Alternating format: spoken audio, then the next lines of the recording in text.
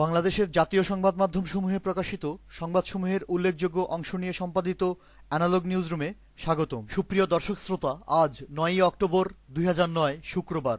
জাতীয় সংসদে যোগদানের পরিবেশ না থাকার অভিযোগে যখন বিরোধী দলগুলো সংসদ অধিবেশন বর্জন করে চলেছে, ঠিক এমন একটা মুহূর্তে সংসদের একমাত্র স্বতন্ত্র এমপি ফজলুল আজিমকেও কথা বলতে দেয়া হচ্ছে না মহান সংসদে। নিজের নির্বাচনী এলাকা নোয়াখালীর হাতিয়াসহ দেশব্যাপী আইনশৃঙ্খলা পরিস্থিতির মারাত্মক অবনতির কথা সংসদ অধিবেশনে উপস্থাপন করার সময় মহাজোট সরকারের স্বরাষ্ট্রমন্ত্রী সহ ক্ষমতাসীন এমপিরা চিৎকার চেঁচামেচি করে ফজলুল আজিমকে তার বক্তব্য প্রদানে বাধা দেওয়ার খবর এসেছে প্রথম আলো, আমার দেশ, জয় দিন, নয়াদিগন্ত ও bdnews24.com-এ।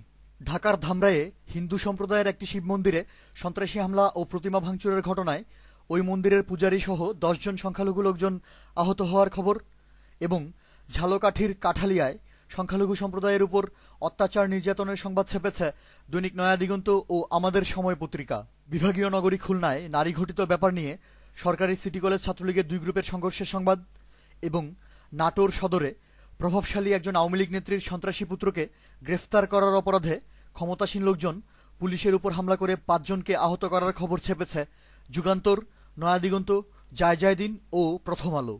সরকার দলীয় ক্যাডাররা ঝিনাইদহ সদরে ১০ জন বিএনপি নেতাকর্মীকে ধারালো অস্ত্র দিয়ে কুপিয়ে মারাত্মক আহত করার পাশাপাশি ৪টি বাড়িঘরে ভাঙচুর ও লুটপাট করার খবর এবং রাজশাহীর পুটিয়ায় ক্ষমতাসীন লোকজন ৫ লক্ষাধিক টাকার সরকারি গাছ লুটপাট করে নিয়ে যাওয়ার সংবাদ এসেছে আমার দেশ ও নয়াদিগন্তে।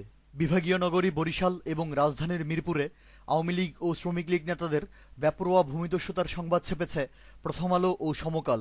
জেলা শহর ব্রাহ্মণবাড়িয়ায় ক্ষমতাসীন দলের নেতারা এলজিইডির ৬ কোটি টাকার টেন্ডার নিজেরা ভাগবাটোয়ারা করে নেয়ার সংবাদ এবং একই জেলার কসবায় সরকারদলীয় এমপির বোন জামাই ক্ষমতার দাপট দেখিয়ে ২.৫ কোটি টাকার টেন্ডার হাতিয়ে নেয়ার খবর প্রকাশ করেছে জয় দিন, নয়াদিগন্ত ও প্রথম আলো।